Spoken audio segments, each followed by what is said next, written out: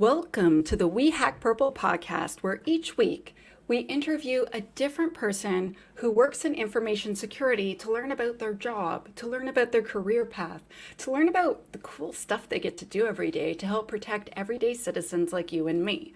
I am Tanya Janca, and I am your host. This week, we are going to be talking to Veronica Schmitt, and she has a very interesting career. She's also rather well known as V. So if you've seen V online, it's definitely her. I would like to thank ThreadFix, powered by Denim Group, who is the sponsor of this podcast today. But let's cut with the formality and get right to it, and let's meet V. Hi. Hi. Welcome to the We Hack Purple podcast, V. I am so excited to be here. It's been a long time coming. I know.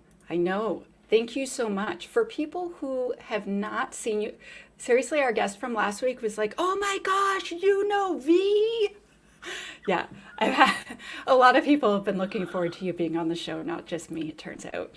It is super weird hearing that because for me, I'm just a small town girl from a town in South Africa that just wants to make the world a little bit better. So it's very strange thinking that people are excited to meet me. Seriously, when I went to South Africa in 2019, every single person said, you really need to meet V. And then for some reason you were not available, you were out of town or something. And then the day of, everyone's like, is V coming? And and then we met via email, and I was like, yes, it's working out in the long run. I was wondering if you could introduce yourself and tell everyone just a little bit about you. So, I am a digital forensics and incident responder by trade. Recently fell in love with application security the last year. I'm also someone that believes, and I know this might be controversial, so Tanya, don't shout at me. We should all be wearing all the hats and not just, I don't associate with a specific color.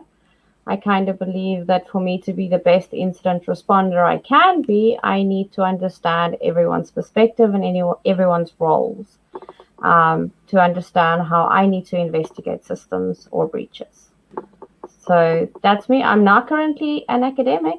Also I'm told. I'm an assistant professor at North University and teaching digital forensics, incident response, cyber warfare, and criminality. That's so cool. I wish I could take your class. My that was students would say to quote, it's like drinking from a fire hydrant. Yeah, there's a lot to learn. It is, but also I love it. I tell jokes. I tell funny things because I am a little weird. Don't ask me my jokes. They're terrible. They're dad jokes that go wrong. But yeah, I love it. I love working with the students. The last year has been absolutely amazing. Dealing with teaching people what I love to do. I'm the fortunate one. I don't think they are because I get to see their journeys unfold. Oh my gosh, that's the ideal teacher attitude, definitely. So when I booked you for the show, you had two jobs, and now you still have both jobs, right? But a slightly different job. Now you're not in school, now you're the teacher. Is this true? So I kind of have three jobs. I still have, well, if I count them, being a mom is a job, so that would be four jobs. But that's more of a passion project. I love my goals. I still have part ownership in a digital forensics company in South Africa with my ex-law enforcement partner and friend, Jason Jordan. That's still running, even though I am more of a hands-off director at the moment because I want to further my research. I still do some consulting work for Medtronic, that is a US-based company that builds medical devices. And I have one of the devices in my chest. That's what's keeping me alive. So it's again, very close to my heart. And then I'm an assistant professor at NORAF. So that's kind of what I do. It's literally close to your heart. Literally. And the cool thing is some of the things I might be working on now in 3 to 4 years might be in a new device of mine. So I think that's like kind of awesome. Oh my gosh, that's amazing. But yeah, I kind of, since 19, I got my first device. It was kind of touch and go for a while. I, I literally prepared to go home at 19 and die, to be quite honest with you, because we couldn't afford the pacemaker. We didn't have the funds. It's super expensive. And Medtronic effectively, without me knowing, donated the device to me, and the doctors put it in for free. So I've always had this drive to give back. Wow. So the reason I'm here is because my doctor advocated for me to be here. And since then, many years ago, I'm on device 3. And I must say, it's awesome when you see the technology that goes into the devices. I'm going to absolutely say that's the coolest thing I've got is in my body. It's just the way that it keeps me alive. In episode 6, we had Mary Moe, or Marie Mo, depending Yes. upon how you pronounce it. And she talked about her pacemaker and how she had hacked it while it was inside of her. And I was just like, you are so much more brave than I am. So Mary Mo is awesome. She's also from Norway. She's a professor, yeah. It's someone that I look up to. So the two main people that I look up to with this research is obviously Barnaby Jack. He was the first one that made me think about, hey, wait a minute, let me think about it. But my research is from a different perspective. My research is, well, yeah, we know the devices are hackable, but how are we going to detect that a device is hacked? Or can we even look and determine if we have enough evidence for that? So I'm coming from the forensic perspective, and I'm kind of saying everything will be vulnerable. I think it's Miko Hyppinen that says any smart device that goes on the internet is vulnerable. And for me, I'm on the internet. If you want to think about it, my heart is on the internet. There's more complexities around it, but I also think with COVID now, the ability to home monitor and self-monitor has been something that I was very, very glad about. So yeah, it's a double-edged blade, but in the end of the day, if I can go on a side story, like a year ago, I had to make the decision to go back to an older device that was working because the new one, even though it had good security, wasn't doing what it needed to do for me clinically. So as a security practitioner, I'm now weighing up the option. Do I want to go to something that I know has some security flaws but gives me quality of life, or am I gonna, stick it out with security? And I realized that there's a compromise. And as a patient, I wanted quality of life. So yeah, I went back to the older device, and it is doing an amazing job. I think that's a thing that a lot of security people don't talk about compromising so that the user actually gets what they came for, right? And in your case, it's quality of life, but in some cases, it's like, I'm an employee and I need to get through this stupid gate so I can go to work, and you're making me late, you bunch of jerks. And it's like... It's difficult. I mean, when I sat down with one of the developers, and I tell the story often because it was a wake up call. Rob said to me, "Well, so tell me, what do you want?" Well, he's a firmware designer. He says, "So tell me, what are your requirements that you want me to build in?" And I give him my list, and he's like, "So you're getting a device every 3 years?" And I'm like, "No, wait, we're gonna have to have a different discussion now. I don't think I want to go for surgery every 3 years." Because here's the thing security forgets. In these devices are limited CPU cycles, limited battery life. So the more complexity and, CPU cycles we use, the patient pays for it. So the patient pays for security. That means that you need to go more regularly to have a device explanted. And here's something no one knows. It's not a battery change. They take the device out because it's encapsulated. It's a closed device. So that gets taken out and replaced. It's surgery. So we can't build these devices to be super secure. It's just not possible. And we have to compromise on, what I always say. So what are the requirements? Why are these devices built? They're not built to be a security device. They're built to be a health device. So that's what its requirements is. that's the functionalities it should have. Obviously, we want it to be more secure. Well, its availability and integrity in your case is absolutely mandatory, but maybe you're willing to compromise a little bit on confidentiality if you can have it always working, perhaps. So confidentiality is an interesting thing when it comes to and how the data is used. But I kind of I would compromise on that. I would say.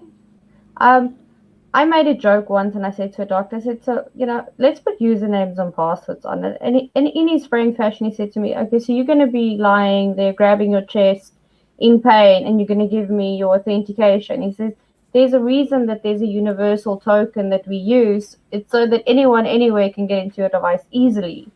Um, and it's kind of things we forget that. I mean, I was resuscitated in December, a year ago, December. Because my device wasn't functioning properly. And it was 2 to 3 seconds that they had to make a decision what they were going to do. So it's literally, these devices are life or death. You Yeah, can't. you can't wait for a link so you can reset the password. There's no time. No, so but also there's lots of complexities into actually accessing these devices and protected memory addresses. They're pretty damn cool. I mean, I have a couple that's explanted that I've taken apart to look at how they look, and it's beautiful. I mean, I That's just so love them. cool. Do you think that the average person that's designing these things has not gone through the process of having something added and then removed from their body? Because, like, I personally have a device in my ankle, and in 2012 it moved. And so they had to remove it and then add a new one. And it took 2.5 hours of them trying, because my bone was like, you know what I'm going to do? I'm going to grow Yeah. onto it. Yeah, that's a great idea. I'm never going to let it go. And so they spent over 2 hours removing it and then like 10 minutes putting the new one in. And then, of course, like I had to learn how to walk again and do all of the stuff. And and I was fine. But like it moved 1.5 millimeters. And That's they're just like, nothing. nope, we have to take it. And then it was like grinding on the, and do you know what I mean? And I that's know. not my heart. Changing something in your heart sounds like 100 times more serious and delicate. Like he had like a hammer, and I'm just like, and I was awake during the surgery. I'm just like, oh Oh my gosh, this no. all seems like a very bad idea. But they gave me Valium, so I was like, who cares? Because otherwise, I'm sure I would have been like, the whole time. But like having, like it's not like when people say, oh, just patch it. That's not. It's It's not that not the easy. same. Yeah. So Tanya, the thing that freaks me out is when people say, "Oh no, we should make these devices so that we can patch them from anywhere," and I'm like saying, "Have you ever updated firmware? It's like a hit and miss. It's either going to work or it's either going to fail." I'd rather that be done in a controlled environment where if it breaks or if it fails, the doctor can do what's necessary. So, Yeah. yeah, with patching is great, but now I'm going to ask a question. Does all vulnerabilities necessarily need to be fixed? I I know security is guess. going to show it has to, but I mean, if it's really not an impact on exploitability, Yeah. aren't we perhaps going to break something by fixing something or introduce a potential vulnerability where there wasn't one? I actually agree with you. I feel that like application security is a lot about compromising with what your client actually needs and what they're trying to achieve versus what your dumb tools say, right? And so sometimes it's like, okay, so we have these 7 old apps that all depend on this really old framework that can only run on Windows XP. And obviously that's awful, but we're decommissioning all of them in a year because we're building like this new app that's going to replace them. So why don't we just do a ton of harm reduction and like stick like 25 band-aids on it, which you would not do for a permanent solution. That would be inappropriate. You would never build a new app that way. Mm-mm. But it's like, listen, they're actually coding the replacement now. They're going to be done in a year, but even if it's a year and a half or 2 years, I'd rather have like a WAF on this and then network segmentation and like a crap ton of monitoring and maybe a CASB. And then I'm like, okay, so it still sucks. It's kind of garbagey, but it's way, way more secure. because you're not going to patch something that's 15 years old. You're going to replace No, it. exactly. And that's the thing is I'm advocating for basically we need to look at vulnerabilities not in a negative light. We should look at it as an opportunity to fix something or to find a solution.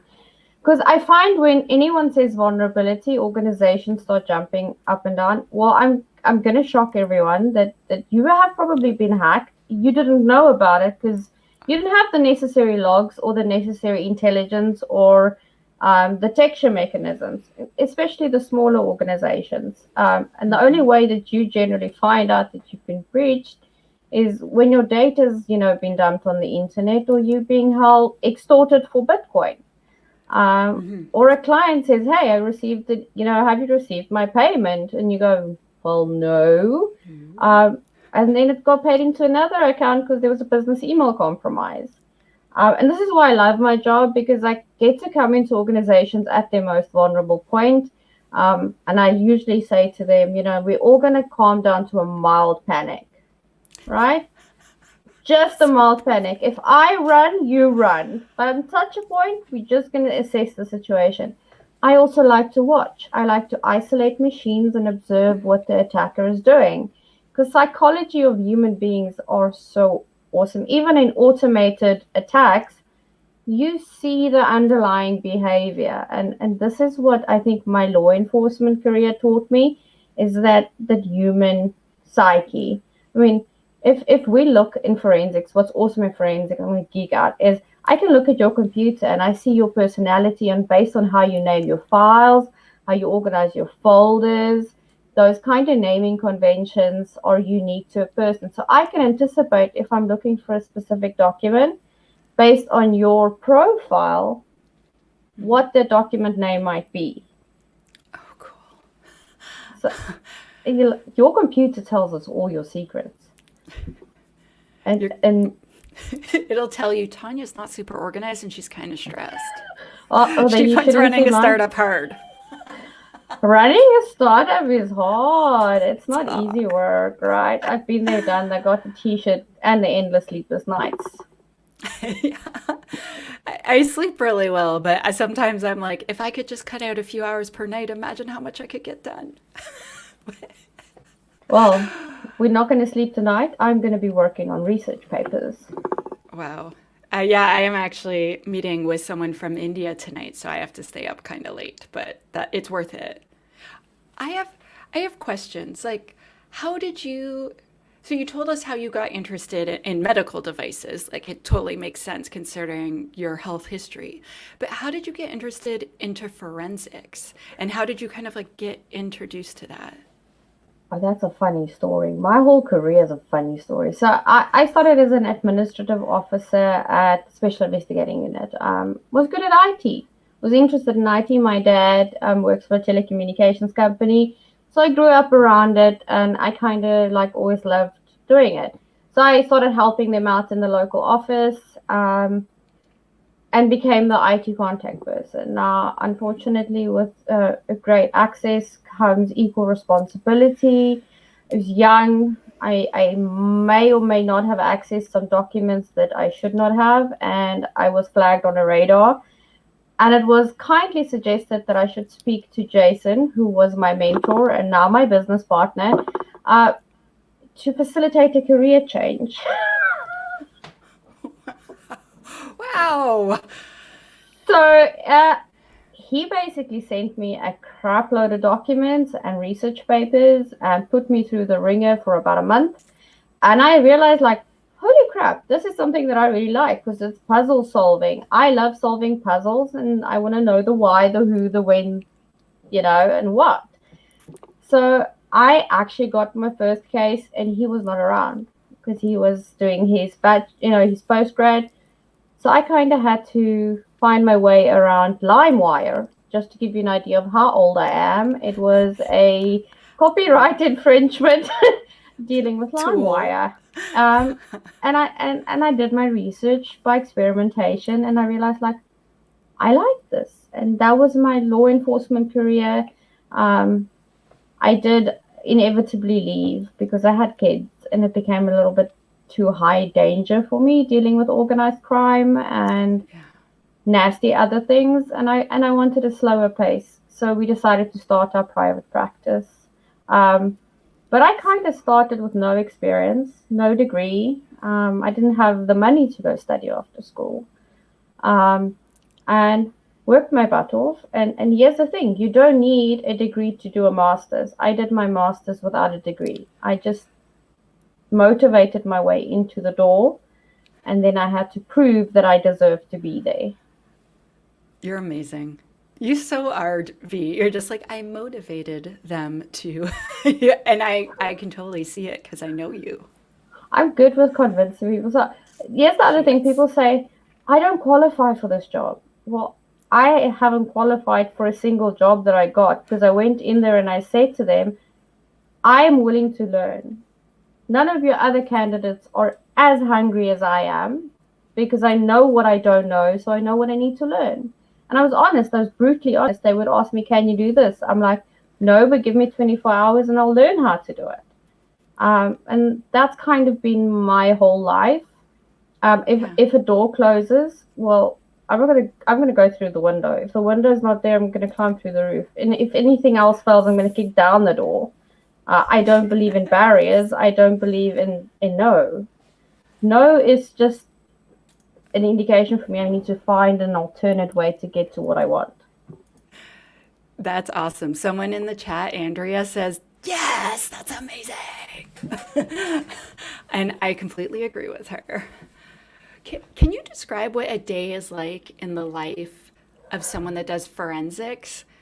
And you can say it starts with a call at 2 in the morning if that is what is correct. So it is, but I'm going to sketch it this way. Criminals are very selfish, right? They always pick Christmas and New Year's, Oh right? my Or gosh, they holidays. do. Yeah, so last year was the first Christmas I had that I didn't work. That was awesome, but it was also strange because I was like, is this what it feels like to be normal?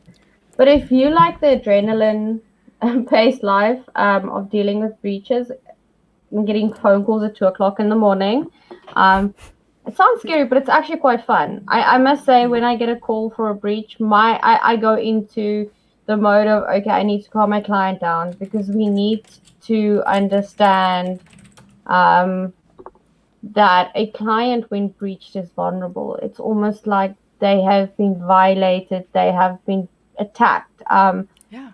And equally, the security people working on the network, Hmm. you have to have a soft touch to it. I always feel that we all focus on the technical, but we forget about the softer human skills, the communication, the calm voice, the non-finger pointing. Um, you take on a mothering role, take charge, and just get things going.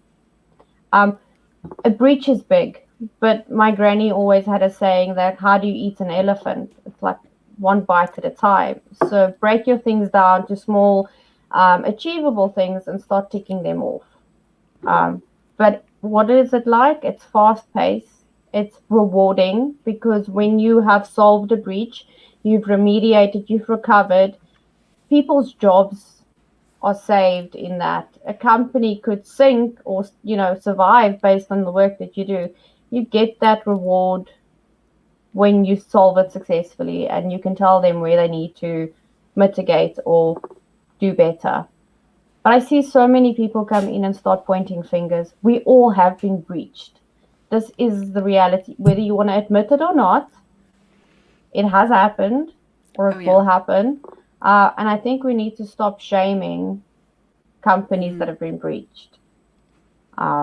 Because that's why people are afraid to share that they've been breached. So we can't really collect intelligence and become organized Hmm. security practitioners. I mean, organized crime exists for a reason. They share intel, which is something we don't do.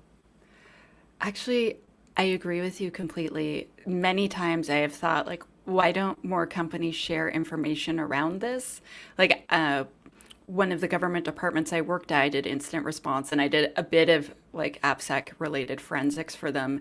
And then I wrote a report about all the different incidents we'd had and how we could prevent some of them. And I was saying like we should share this with other departments. And then we had a really big, terrifying incident. And it was an attack by an organization. And I was like, we should share this with the other departments. And they're just like, no, why would we do that? And I was like, why do I work here? I need to work in a new place. But that's something where, you could tell the rest of the industry in your country like that's happening. And I agree with you. They're sharing, oh, I did this attack and it worked really well. And then we're like, we did this defense and we'll never tell anyone. But that's the thing. We had an incident in SA, right? A client of ours got hit. So when I'm working a case, you won't know I'm working a case because my focus is on that and not anywhere else. And had we disclosed it to the newspaper that this is what happened to warn other companies, but for them it wasn't clickbaity enough or sensationalized enough, right? Mm-hmm. So they never published it. 2 weeks later, while we were mediating, a massive municipality in Gauteng got hit by the same actors. Oh my God. Now, my opinion is, had this been disclosed, we would have had police on the scene right ahead of the time. But in that instance, as soon as that happened, DFIR Labs contacted the police authorities and we started working together. And we were quickly narrowing down to where the attackers were. But, attribution is hard. But yeah, the tactics were very similar. And I wouldn't say it was advanced, it was sloppy. But I think attackers generally underestimate the amount of forensic information they leave behind. And that's the same for pen testers, right? I've uncovered a few, sanctioned and unsanctioned pen tests in my career based on just a link file in Windows that has been left behind or prefetch. People forget that Windows is like the ultimate keylogger.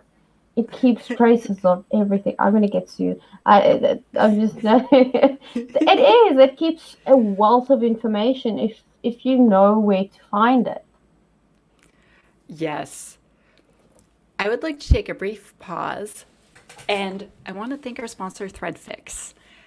They make the most stupendous vulnerability management system this side of the galaxy. And I want to thank them for their continuing support of the We Hack Purple podcast right from week 2 or week 3, maybe it was, all the way until now.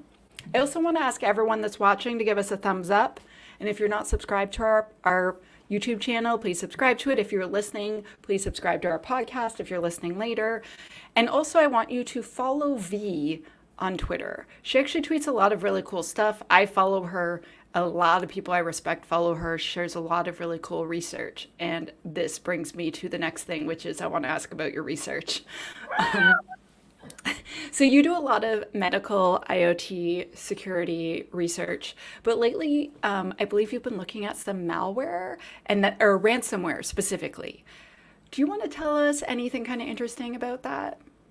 Yeah, so I absolutely love ransomware. I think it's absolutely one of the most beautiful things that occur on a Windows machine because of the way that it knows Windows and exploits Windows. So my master's thesis was on how do we find the secret source for ransomware using forensic techniques. So the hypothesis is, or the idea was that if we start analyzing these threads and comparing them, it's much like baking a cake. You need eggs, you need milk, you need water, you need, certain ingredients, and everything else is just additions on. And I started to find commonalities between various strains. And, there's a big ransomware as a service going on. So I'm hoping that, I kid you not. No, I don't think you're kidding. It's that I can't believe that there's ransomware as a service. It's just so Cerber does it, Riot does it, Ragnar does it, Maze, I believe, is doing exactly the same. So for an additional percentage, they will produce your campaign and they will run the technical side for you. And I mean, the guys are making good money on it, but for me, what's important is finding the things they do the same so that we can build in detection capabilities. Some interesting things that the strains do is they will read the keyboard, information within the Windows registry, and if it contains any Ukrainian or Russian languages, it would cease to encrypt. Now, for me, there's a kind of intelligence portion to that, because why would we do that? Is that potentially something we can look at? Some of the strains would overwrite the master boot record of the file system, taking away the capability for the user to boot into Windows. However, we know that the master boot record on an NTFS file system has a backup at the end of the drive. So could we potentially fix that? So I'm kind of applying my forensic techniques to see if we can deal with mitigating and coming back from ransomware. But I want to understand the behavior behind it. I want to observe it just at infection, at encryption, and then I monitor the network traffic for an extended period of time post encryption, because there's a lot of exfiltration happening as well. So yeah, I'm kind of obsessed with it because I think it is pretty damn awesome. Okay, so how can someone get into the type of work that you're doing? Like, is there training that they could take, or is there like a career progression that they could try to follow if they want to get into this type of work? So yeah, you can. I am very big on SANS, and I know everyone's going to say it's expensive, but they have a work study program. Meaning, if Okay. you go moderate and facilitate for them, you get a huge discount Ooh. on Wait. your. So you have to work for them and then you So get a it's not discount? it's not really work though. So Okay. it's moderating a class. So in Okay. terms of that, it's not really. I think the benefit that you gain from that, specifically their forensic training, is of a high standard. The caliber of training, instructors they have on the forensic faculty is amazing. Hmm. But I just started reading a lot. I think one of the things that probably helped me on my career is my inquisitive nature. I wanted to know more. Yeah. And I was interested in it. So if you read a lot, don't watch CSI Cyber. They're lying to you. It's not how it works. I have a big red button that says find evidence. However, in my 12 years, it's never worked. Um, I kid you not, I 3D printed one just to prove a point. We gave them out as a gag gift. But read, there's DFIR Diva. She has a Oh, lot of yeah. information. She's There amazing. are it is magnets offering free seats to their training, but basically I started from the bottom and I worked my way up. It's the best place to learn. But learning computer science at the beginning is a good place for forensics, because everything we do is in computer science. Yeah. But I also realized that just doing forensics, I was actually doing a disservice to my clients and to myself, because I never understood how applications were built. I never understood the defense side of things. I never understood the attack side of things. So I started branching out and learning different things so that I could almost come full circle. Hmm. I'm not quite there with green. I'm still afraid to build things. I'm scared they're going to explode. Um, I don't think my code's that good. It's But okay if you build something and it explodes as long as it's not for a client. so Magnet has got their conference with amazing speakers that Oh, yeah. I think is free, as far as I know. I'm presenting, so like shameful, like When is it? it's in April, Oh, April, and what May. is it? What is the conference called? It's Magnets? Magnet Axioms Digital Forensics Conference. I will find a link and I will tag you in it. Okay, yeah, But definitely. that's quite awesome. SANS also offers a lot of their conferences free at the moment, so grab a seat. Those are awesome. Yeah. If you want to get into DFR, contact me. I am always looking for people to inspire into this line, because there isn't a lot. I mean, I started in level 5 in the country. I was the only female, and I kind of want to see more kick-ass people doing DFIR, and specifically, I want to see more developers moving over to DFIR, if I'm quite honest with you, because Yeah. I think if you know how to build applications, you're going to be able to know how to investigate breaches on them. Yes. Yes. That's actually how I ended up with my first incident investigation. I was like, oh yeah, that's SQL injection. I could just like read the code. Right. I'm like, oh yeah, I see what happened there. And they all just looked at me like, what? And I'm like, oh yeah, they're doing this and then this and then this. I'm like, oh, okay. And then this. And they're just like, you're on the incident response team now. I was like, what? It's like go You in the just wrong volunteered. room, shoot my mouth off. It was But I so mean, exciting. developers have this unique ability to look at logs and figure out what's happened, right? And big portion of DFIR is logs. Okay, I'm obsessed with logging. Um, so that's kind of like I want developers to become forensicators because I think then we're gonna have like also green outnumbers blue and purple by a lot. I don't know the statistics, but it's quite a lot. So I'm always saying like, well, we don't have it, so why don't we build it? That's kind of my motto for the last year. If we don't have it, we should build it. And that's kind of what I'm talking about at the Magnet Axiom conference is building these capabilities in from the start. That's awesome. So I remember we were talking a little bit before the show started, and we were talking about like the idea of building the ideal logs for forensics. And We Hack Purple actually has like a logging, error handling and logging, and like what you should do as a developer. And I'm wondering if like you would share some of the things that like you wish that you could see in that. Again, so I generally one of the things that I've noticed is that we deal with sometimes with a lot of unstructured data. So I feel like I'm writing parsers, that it comes out my ears because it feels like a lot of my DFIR work is writing custom parsers. I kind of also have found that we overlog on system performance and debugging because logs are designed for developers by developers. I kind of want us to look at logs and be kind to your future forensicator. We have to read your logs. And I started watching and delving into things, and then I came across Uncle Bob that talks about clean code. And I'm like thinking, well, I wonder if clean code produces clean logs. And then I realized that a lot of the log date that I've seen, the Yeah. verbose logging, comes from legacy code that people have forgotten about. Like sensitive data disclosure, we've now done updates and something's been deprecated, but oh goodness, the console's still printing the body text into the logs, and within that, there's app secrets and keys. And guess who finds it? The hacker that studies your logs or the forensicator that has to analyze them. So many times in my life, I have found some naughty things in logs that should not be there. So consider your logs as public.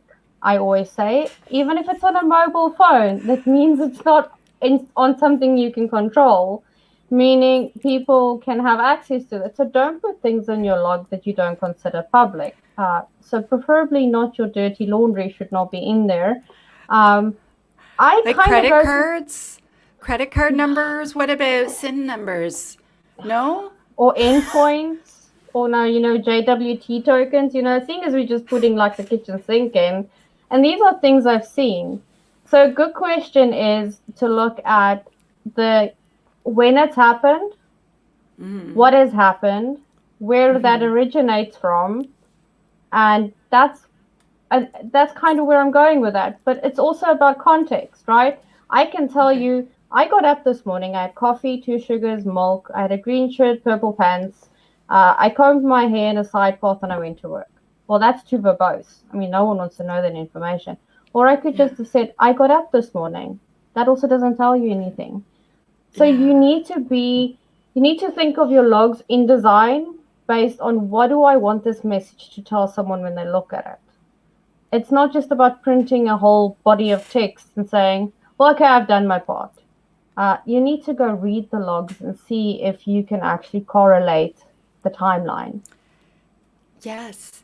Do you, okay, so a thing that, so I feel like it's okay that we just nerd out on logs for a bit. So I'm a big proponent for the devs not only logging, things that seem like security issues, like it seems like this is a brute force, or someone logged in or someone tried to log in and they didn't, etc. But if it seems like a security event is happening, that we could send an alert to the SIM. And I almost never see it happening. And one of my clients the other day, I was like, can we, are there error logs from the apps? And we're investigating an incident. And I was like, can I see those? And they said, oh, the devs have Splunk. And they have all of their errors going to Splunk. I'm like, we're the InfoSec team and we don't have access to Splunk. They're like, oh, we have CyberArk. I'm like, excuse me, wait, what? You have two SIMs at the same org. And okay, so when can we see Splunk? And they're like, oh, well, we'll have to meet and negotiate access to that. And I was just like, what are you talking about? We're trying to investigate an incident. And and there's an application SIM, essentially, right, monitoring all their apps. And so I'm like, been consulted by the AppSec team. I'm like, and you don't have access. And they're just like, well, we'll talk about that later. And I was like, okay, so let's go become their best friends, right? But do you agree that like sending, so obviously I'm very biased, but I think sending it to a SIM, assuming it's a message that actually makes sense, seems like a good idea for devs. I'm so for centralized logging and standardizing that. Like, you should have the full picture. I mean, but this is a problem you've raised within organizations as we function in silos. Development is different from ops. And I think one of the books that changed my mind on this was the Unicorn and the Phoenix Project. That was kind of life-changing for me. And that's when I realized, like, I need to infiltrate development. I need to learn their ways. I need to learn their lingo so that we can start working together. And that's when stuff started to change, because a lot of the time it's development systems that get attacked. And then developers cringe when security walks in or IR walks in, because now someone's going to lose a job, right? Someone's head's on a block. And then I normally say, no, let's deal with it. We have to make peace with the fact that this has happened. First step is acceptance, right? That's the same with anything. I take on that role and we fix the problem. And often the person that comes up with the remediation option is the devs, because they have some their whole thing is like, this is my problem. It's a non-favorable outcome. So I'm like, how do we fix this? But now I've looked at cornucopia and I decided, well, can't we play cornucopia with logging? Like, so I play these games in terms with my devs and say, okay, this has occurred. How would we build this capability in to detect this in our logging? Or say to them, these are some of the logs we have generated. Can you find some logs that we should clean up? And then present your solution to cleaning them up. And so we've been dealing with log debt in terms of an Easter egg hunt and doing them within sprints, and then getting them onto must-haves and actually fixing the problems. And I mean, it started progressing to the logs starting to look clean, which makes me excited, because now I can do analytics. Now I can build dashboards. Now I can gather intelligence. But when look, I cringe at the amount of JWT tokens I've seen on logs, or, encryption keys, or, app secrets. And I'm like, or your endpoints. I'm like, why don't you just, publish stuff on the internet? I mean, we're already putting it in our logs. Because the first place that I go when I want to hack something is I find application logs. Or I find information. I do reconnaissance. Attackers do reconnaissance very well. Mm-hmm. I mean, if we put these things in our logs, well, we're asking for it at some point. We have a bunch of questions in the chat, so everyone is really down for all the things you're saying. And so there's two really good questions. So let's start with the first one. So what is the best way to get your first DFIR job from SecOps? Like, how do you get that first chance? You are persistent. You just go for it. You find a way, you find the solution. If you see there's an IR going on, shadow the people, make friends.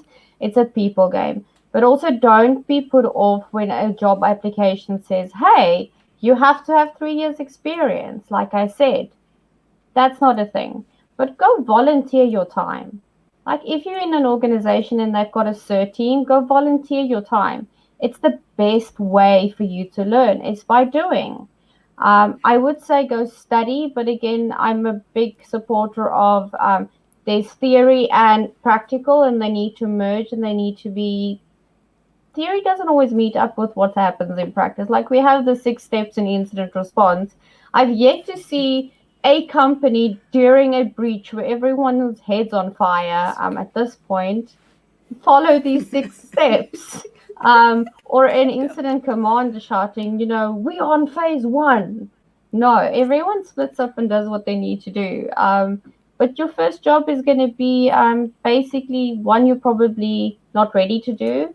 Your first incident, you are going to freak the hell out. You're going to go, I went to the bathroom, I cried a little.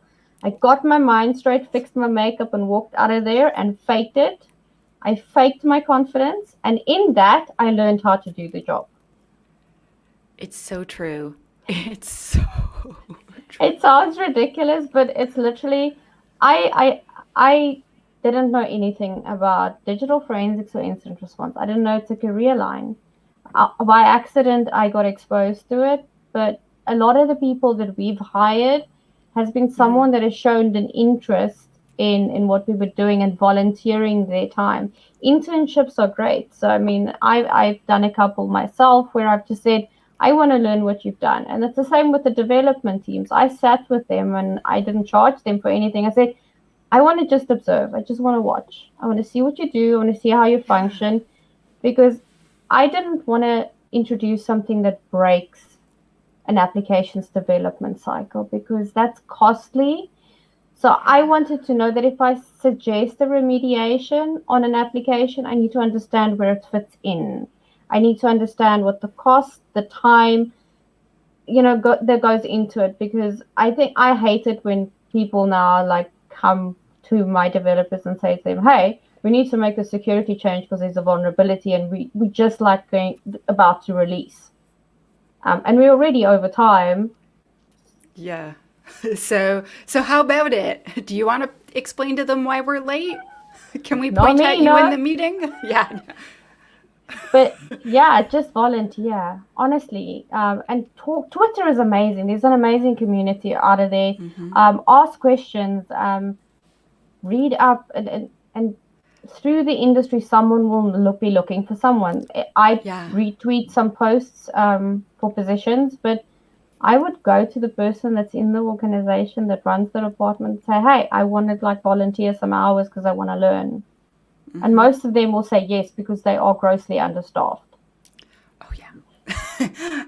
Okay, so we have another comment, but first I have to do my awkward marketing. So we have t-shirts. So we have really cute hoodies. See?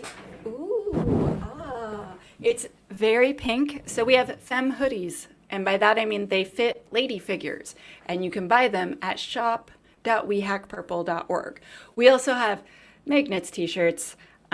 We have baby onesies. We have all of the things, including cute mugs. And so I have done some marketing, and I can check that box now. Good job, Tanya. Oh, and our community is now open. So if you want to join the online community we have, it's at community.wehackpurple.com. But I feel like that's lots of marketing for now. Okay, so there's the very, very most important question, which is the cheese question. So way back in the day when I was a dev and I knew I'd finally made it, it was when I went to the grocery store. And so I really love cheese, like a lot. And no, Andrea, we don't have dog t-shirts yet.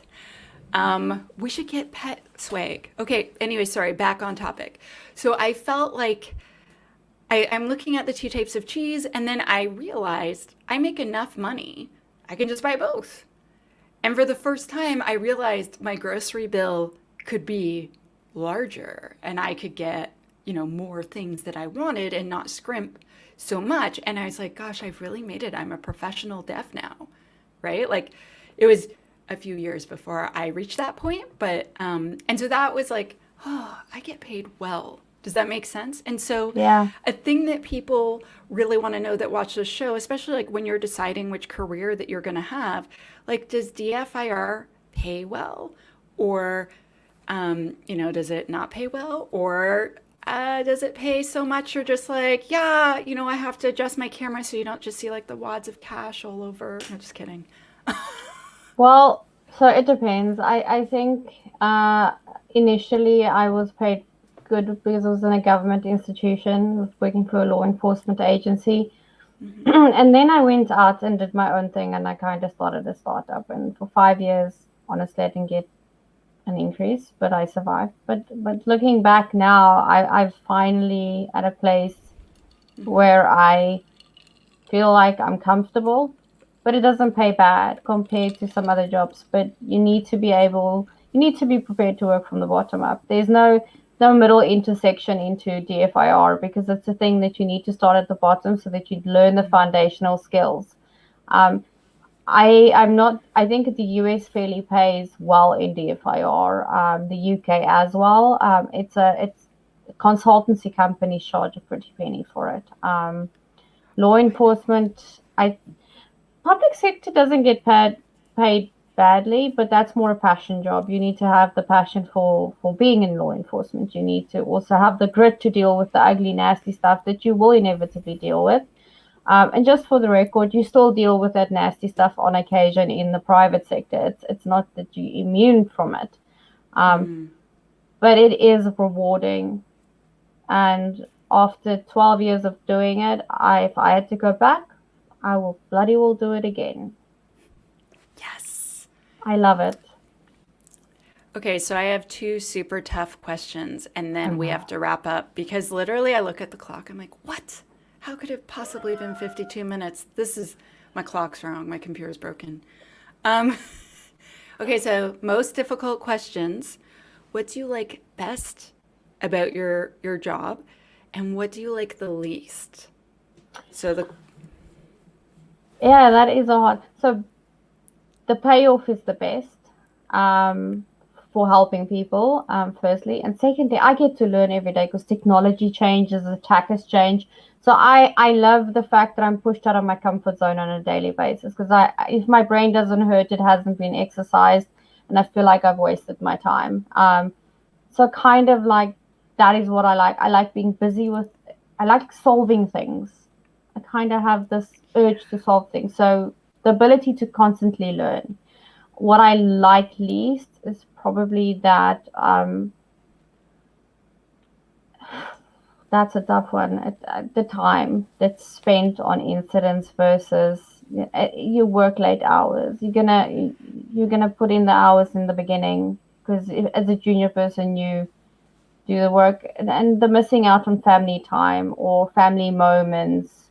That kind of was the negative for me in my career, and dealing with the ugly, real, like human elements of crime. It's quite sad when someone loses their whole life savings through a business email compromise. It touches your soul. Or dealing with child exploitation, which I've dealt with in my career. Those are the things that are bad, but again, there's the equal good.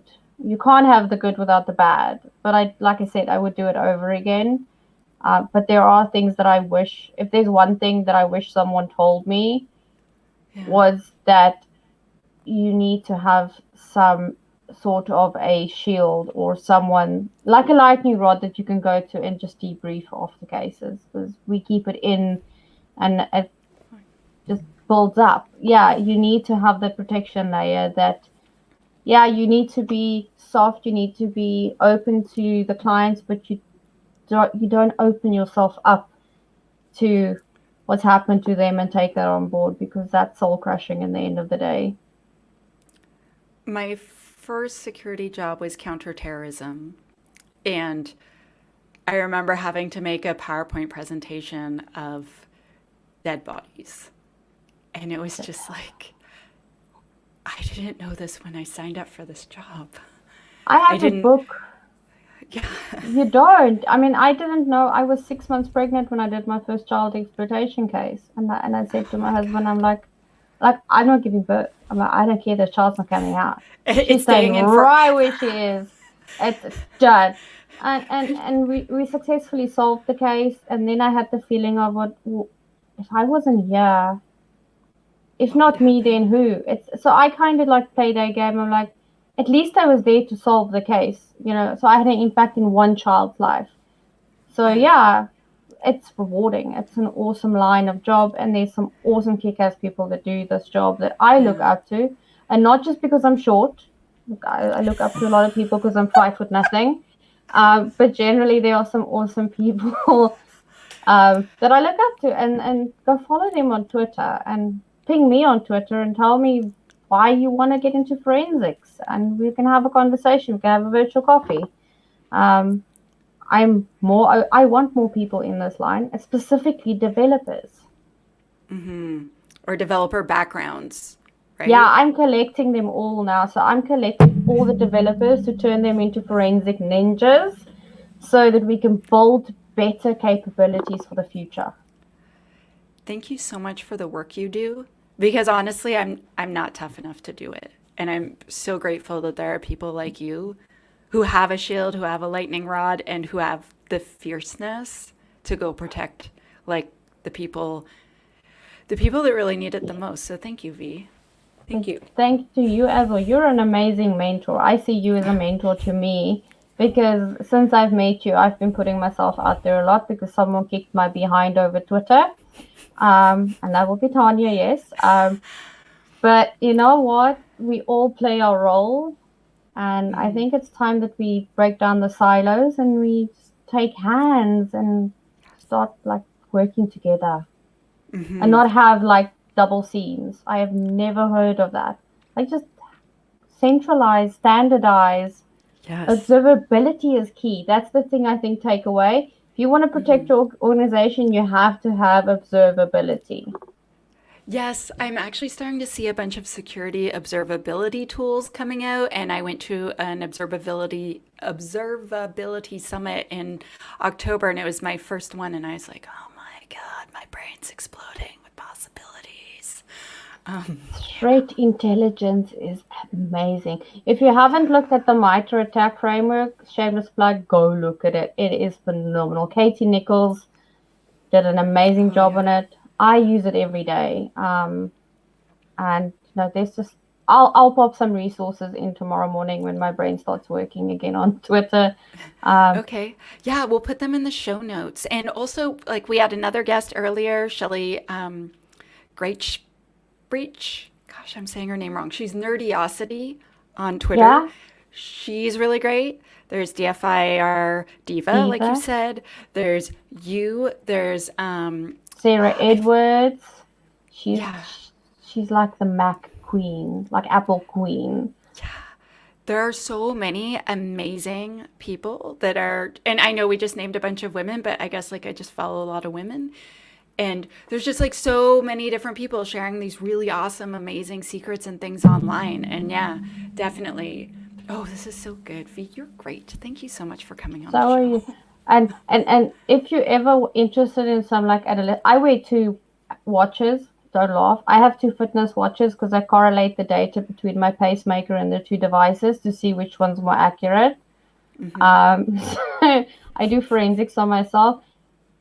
We went to Bletchley Park and Sarah Edwards like chased me around with her Apple Watch on so that she could gather my weird heartbeats and do the EKGs. So that's what forensicators do. We drag dead bodies or chase people around Bletchley Park. That's how we keep fit. Exactly. Thank you for having me on the show. I really love being here. I always like talking to you. Um, you're as nerdy and weird as I am, and that I say that in the most loving way possible. Oh, yeah. It's the best compliment I could hope for. Thank you so much, V or Veronica Schmitt, for those that want to be a bit more formal. Please follow her on Twitter. So let's do the wave goodbye, and then I will do some outro announcements. Thank you, V. Thank you, Tanya. Bye. Bye. And with that, that ends an absolutely outstandingly amazing episode of the We Hack Purple podcast.